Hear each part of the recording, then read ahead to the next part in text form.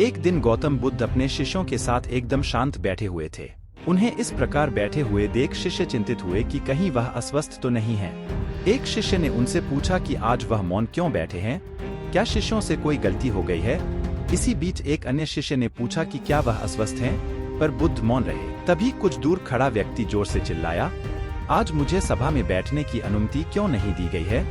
बुद्ध आंखें बंद करके ध्यान मग्न हो गए। वह व्यक्ति फिर से चिल्लाया, मुझे प्रवेश की अनुमति क्यों नहीं मिली। इसी बीच एक उदार शिष्य ने उसका पक्ष लेते हुए कहा कि उसे सभा में आने की अनुमति प्रदान की जाए। बुद्ध ने आंखें खोली और बोले, नहीं, वह अछूत है, उसे आज्ञा नहीं दी जा सकती। यह सुनकर शिष्यों को बड़ा आश्चर्य हुआ।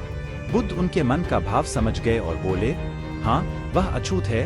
इस पर कई शिष्य बोले, हमारे आश्रम में जात पात का कोई भेद ही नहीं, फिर वह अछूत कैसे हो गया। तब बुद्ध ने समझाया, आज वह क्रोधित होकर आया है। क्रोध से जीवन की एकाग्रता भंग होती है। क्रोधी व्यक्ति प्राय मानसिक हिंसा कर बैठता है, इसलिए जब तक वह क्रोध में रहता है तब तक अछूत होता है। इसलिए उसे कुछ समय एकांत में खड़े रहना चाहिए। क्रोधित शिष्य भी बुद्ध की बातें सुन रहा था।